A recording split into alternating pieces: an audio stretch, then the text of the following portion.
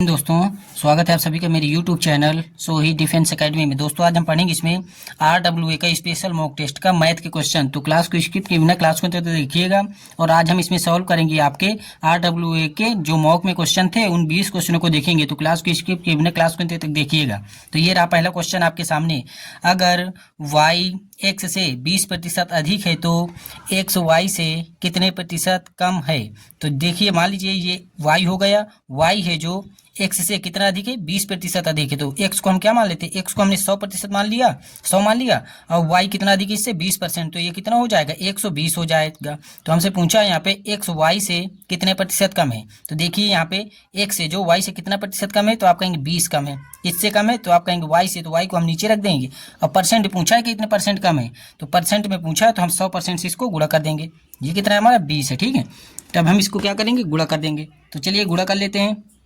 तो चलिए 100% से गुणा कर देते हैं, तो ये परसेंट हो जाएगा हमारा 100%। अब इसको काट लेते हैं, तो देखिएगा एक जीरो से एक जीरो कट जाएगा, 2 एकम 2, 2 छक्का 12। अब 6 से 100 में भाग देंगे तो कितने बार में कट जाएगा, 6 एकम 6, बचेगा 4, 4 बचेगा, जीरो उतार लेंगे, 6 6 36, 40 में 36 घटाएंगे तो फिर बचेगा 4, फिर जीरो बढ़ाएंगे तो यहाँ पे फिर हमारा दशमलव लग जाएगा, फिर 6 6 36 हो जाएगा, फिर 4 बचेगा। ऐसे ही हमारा 6 6 बढ़ता चला जाएगा। तो हम एक अंक बढ़ा के रख देंगे और परसेंट लगा देंगे।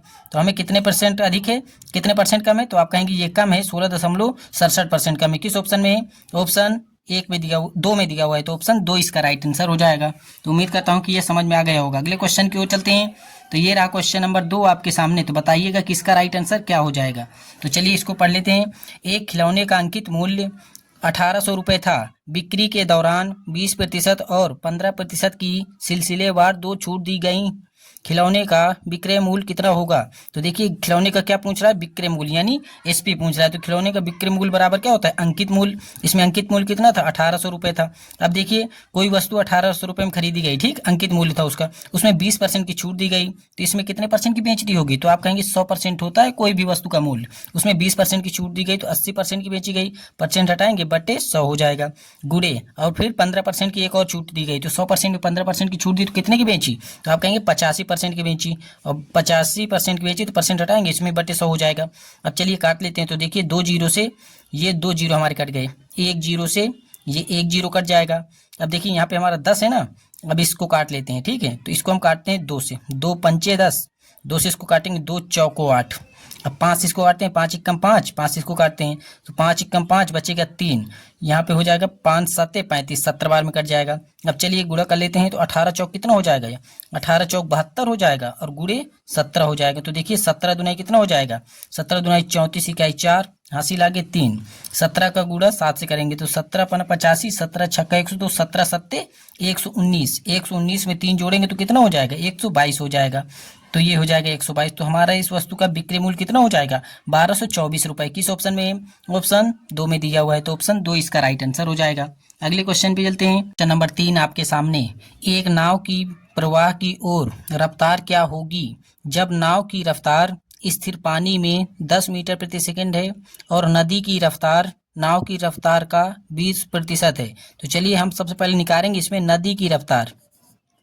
नदी की रफ्तार, नदी की रफ्तार निकालेंगे तो नदी की रफ्तार कितनी है, तो आप कहेंगे 10 मीटर प्रति सेकंड डालनी है। नाव की रफ्तार कितनी है, 10 मीटर प्रति सेकंड, और कितने परसेंट है नाव की रफ्तार का, 20% है। तो चलिए 20% हटाएंगे बटे 100 हो जाएगा।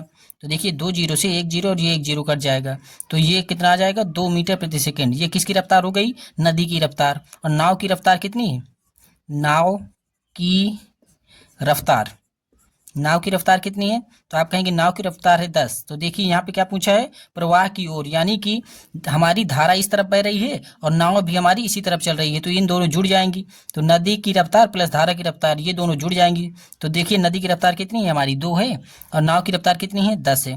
तो ये हमारी हो जाएगी प्रवाह की ओर कितनी हो जाएगी दोनों की, आप कहेंगे 12 मीटर प्रति सेकंड हो जाएगी। 12 मीटर प्रति सेकंड किस ऑप्शन में है, ऑप्शन डी में दिया हुआ है, तो ऑप्शन डी इसका राइट आंसर हो जाएगा। अगले क्वेश्चन की ओर चलते हैं। तो ये रहा अगला क्वेश्चन आपके सामने। तो बताइएगा कि इसका राइट आंसर क्या हो जाएगा। तो चलिए इसको पढ़ लेते हैं। शंकु का कुल पृष्ठीय क्षेत्रफल ज्ञात करें जिसकी त्रिज्या 10 सेंटीमीटर और त्रिज्या की ऊंचाई 11 सेंटीमीटर है। तो देखिए त्रिज्या को हम किससे डोनेट करते हैं, तो आप कहेंगे त्रिज्या को हम डोनेट करते हैं आर से। तो हमारा आर बराबर कितना दिया हुआ है, 10 सेंटीमीटर दिया हुआ है।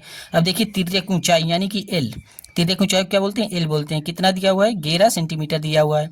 तो हमसे यहाँ पे पूछा क्या है, शंकु का कुल पृष्ठीय क्षेत्रफल। तो शंकु का कुल पृष्ठीय क्षेत्रफल का फार्मूला होता है, शंकु का, लिख लीजिएगा, शंकु का कुल पृष्ठीय क्षेत्रफल, इसका फार्मूला होता है आपका पाई आर, कोष्टक में होता है हमारा L plus R, L plus R, ये होता है हमारा फार्मूला। तो चलिए इसी फार्मूले में यहाँ पे हम रख देंगे। तो देखिए क्षेत्रफल निकालना है ना इसको, तो क्षेत्रफल लिख देते हैं यहाँ पे बराबर, पाई का मान कितना रखेंगे, पाई का मान रख देते हैं हम 22/7, आर यहाँ पे, तो देखिए आर का मान यहाँ पे कितना है, 10 है, तो गुणे 10 हो जाएगा। कोष्टक के अंदर एल प्लस आर यानी इन दोनों को जोड़ देना है, तो ये हो जाएगा हमारा 10 + 11। अब चलिए इसको हम सॉल्व कर लेते हैं, तो ये हो जाएगा हमारा 210/7 हो जाएगा, गुणे, अब देखिए 10 और 11 को जोड़ लेंगे तो कितना हो जाएगा, 21 हो जाएगा। अब 7 से इसको काटते हैं, 7 एकम 7, 7 तिया 21, अब 3 का गुणा इससे हो जाएगा, तो कर लेते हैं, तो ये हो जाएगा हमारा 0, 3 दूनाई 6 और 3 दूनाई 6 हो जाएगा। तो इसका पृष्ठीय क्षेत्रफल कितना हो जाएगा, 660 सेंटीमीटर हो जाएगा, कितना हो जाएगा, 660 सेंटीमीटर स्क्वायर हो जाएगा। तो ये हमारा राइट आंसर हो जाएगा ये। तो देखिए ऑप्शन इसमें नहीं दिए गए हैं, तो हमारा राइट आंसर ये होगा, तो आप लोग इसको टिक कर लीजिएगा। अगले क्वेश्चन पे चलते हैं, नंबर 6 आपके सामने, 12 परिणामों में से 11 परिणामों का औसत 32 है, यदि पहले 6 परिणामों का औसत 34 है और अंतिम 6 परिणामों का औसत 33 है, तो 12वां परिणाम ज्ञात कीजिए। तो देखिए 12 परिणामों में से 11 परिणामों का क्या है, औसत 32 है, तो हम योग निकालेंगे। तो योग बराबर हमारा क्या होता है, पहले लिख लीजिएगा, योग बराबर होता है हमारा औसत गुणे संख्या, औसत गुणे संख्या, ये हमारा क्या होता है, योग बराबर फार्मूला होता है। तो चलिए पहले योग निकाल लेते हैं, तो पहले 11 संख्याओं का योग निकाल लेते हैं। तो देखिए 11 संख्याओं का योग निकाल लेते हैं, इनका योग निकालेंगे तो योग बराबर हो जाता है हमारा क्या, औसत गुणे संख्या, औसत कितना है 32, संख्या कितनी 11 संख्या है, तो इनका हमारा योग कितना हो जाएगा, 11 दूनाई 22, 22 इकाई कितना हो जाएगा, 22 इकाई 2, हासिल आगे 2, 11 तिया 33, 2 35 हो जाएगा। तो ये हो जाएगा हमारा 352। आगे देखिए यदि पहले 6 परिणामों का औसत, तो पहले 6 परिणामों का औसत निकाल लेते हैं, तो पहले 6 परिणामों का योग निकाल लेते हैं। तो पहले 6 परिणामों का औसत कितना था इसमें, 34, संख्याएं कितनी है 6 है, तो चलिए 6 से इसमें गुणा कर देते हैं।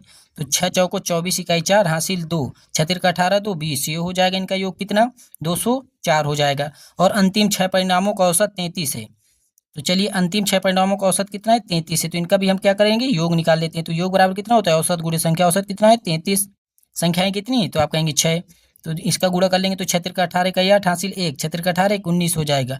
अब देखिए 6 संख्याओं का योग ये भी है और 6 संख्याओं का योग ये भी है, इन दोनों संख्याओं को जोड़ लेंगे तो 12 संख्या हो जाएंगी। 12 संख्याओं के योग में हम ये 11 संख्याओं का योग घटा देंगे तो हमारी 12वीं संख्या निकल आएगी। तो चलिए इन दोनों को हम जोड़ लेते हैं, तो कितना हो जाएगा, ये हो जाएगा हमारा 4 8 12 इकाई 2, हासिल 1, 9 1 10 इकाई 0, हासिल आगे 1, 2 1 3, एक हासिल जोड़ के 4, ये कितना हो जाएगा 12 संख्याओं का योग, 402 हो जाएगा। अब इनके योग में हम क्या घटा देंगे, तो आप कहेंगे 11 संख्याओं का योग घटा देंगे, तो 11 संख्याओं का योग कितना है, 352 है, तो 352 इसमें घटा देते हैं, तो क्या बचेगा, तो ये हो जाएगा 0, यहाँ पे एक हासिल ले लेंगे 10, 10 में 5 घटाएंगे बचेगा 5, तो 12वीं संख्या हमारी क्या हो जाएगी 50। 50 किस ऑप्शन में दिया हुआ है, ऑप्शन 1 में दिया हुआ है, तो ऑप्शन 1 इसका राइट आंसर हो जाएगा। क्वेश्चन नंबर 2 आपके सामने, पी और क्यू एक कार्य 12 दिनों में पूरा कर सकते हैं और क्यू और आर एक कार्य को 15 दिनों में पूरा कर सकते हैं। पी आर से 2 गुना तेज है, तो क्यू अकेले कितने दिन में कार्य पूर्ण करेगा। तो चलिए देख लेते हैं, तो देखिएगा पी प्लस क्यू मिलकर एक कार्य कितने दिन में कर रहे हैं, 12 दिनों में कर रहे हैं, और क्यू प्लस आर ये दोनों मिलकर कितने दिन में कार्य कर रहे हैं, तो आप कहेंगे 15 दिन में कर रहे हैं। अब इन दोनों का हम क्या करेंगे, एलसीएम निकाल लेंगे। इन दोनों का हम एलसीएम निकालेंगे तो कितना हो जाएगा, इन दोनों का एलसीएम हो जाएगा हमारा 60, 12 से इसको भाग देंगे तो कितने बार में कट जाएगा, ये 5 बार में कट जाएगा, यानी पी प्लस क्यू दोनों मिलकर एक दिन में कितना काम कर रहे हैं, 5 काम कर रहे हैं। 15 से इसको भाग देंगे तो 15 चौक 60, तो ये 4 दिन में कर रहे हैं। अब देखिए ये लाइन पकड़िए, पी आर से 2 गुना तेज है, यानी कि मान लीजिए पी है जो आर से 2 गुना तेज है, आर यानी एक काम कर रहा है तो पी उसका 2 गुना कर रहा है, यानी 2 काम कर रहा है। तो देखिए यहाँ पे पी प्लस क्यू ये दोनों मिलकर एक काम को कितने दिन में कर रहे हैं, एक दिन में कितना काम कर रहे हैं, 5 काम कर रहे हैं। तो देखिए पी एक दिन में कितना काम कर रहा है, 2 काम कर रहा है, प्लस क्यू बराबर हो जाएगा 5। अब क्यू का निकालेंगे तो क्यू बराबर हो जाएगा, ये 2 हमारे इस तरफ आएगा तो पक्षांतर हो जाएगा, माइनस में हो जाएगा। तो 5 में हम 2 घटा देंगे तो बचेगा कितना, 3 काम। हमसे पूछा यहाँ पे क्यू अकेले कितने दिन में कार्य पूरा करेगा। तो देखिए क्यू एक दिन में कितना काम कर रहा है, 3 काम कर रहा है। कुल काम कितना क्या है, 60 काम है। एक दिन में क्यू कितना काम कर रहा है, 3 काम कर रहा है। तो ये आ जाएगा क्यू, कुल काम में हम क्षमता से डिवाइड कर देंगे तो हमारे दिनों की संख्या आ जाएगी। तो चलिए अब इससे काट लेते हैं तो हमारे कितनी बार में कट जाएगा, 3 दूनाई 6, कितनी बार में कट गए, 20 बार में कट जाएगा। तो कितने दिन में क्यों अकेले काम पूरा करेगा, 20 दिनों में करेगा। तो 20 दिन किस ऑप्शन में है, ऑप्शन 1 में दिया हुआ है, तो ऑप्शन 1 इसका राइट आंसर हो जाएगा। तो उम्मीद करता हूँ कि ये क्वेश्चन आपको समझ में आ गया होगा। क्वेश्चन नंबर 10 आपके सामने, धारा के साथ और धारा के विपरीत एक नाव की चाल क्रमशः 22 किलोमीटर प्रति घंटा और 18 किलोमीटर प्रति घंटा है, तो धारा की चाल किलोमीटर प्रति घंटा में ज्ञात कीजिए। तो देखिए धारा के साथ नाव की चाल, एक तरफ लिख लीजिए, धारा के साथ यानी धारा के अनुकूल नाव की चाल, नाव की चाल यानी velocity of stream, velocity of stream हो जाएगा ये। तो चलिए इसको सॉल्व करते हैं। तो देखिए धारा की दिशा में नाव की चाल यानी वी वोट हो गई और एस स्ट्रीम धारा हो गई। तो धारा की दिशा में जब अनुकूल जाएगी तो कितने की चाल से जा रही है, 22 किलोमीटर प्रति घंटा की चाल से जा रही है। जब नाव है धारा की विपरीत दिशा से जा रही है तब वो कितने की चाल से जा रही है, 18 किलोमीटर प्रति घंटा की चाल से जा रही है।